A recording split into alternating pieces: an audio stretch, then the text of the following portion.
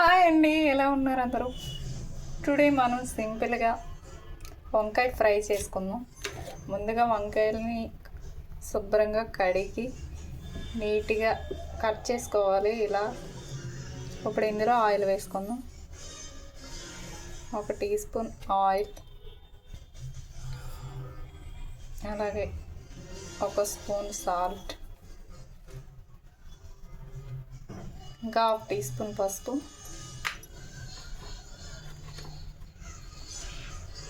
And 1/2 teaspoon red chilli powder. అంతేనండి. ఇప్పుడు దీన్ని మంచిగా మిక్స్ చేసుకోవాలి. ఇప్పుడు ఇందులో చికెన్ మసాలా,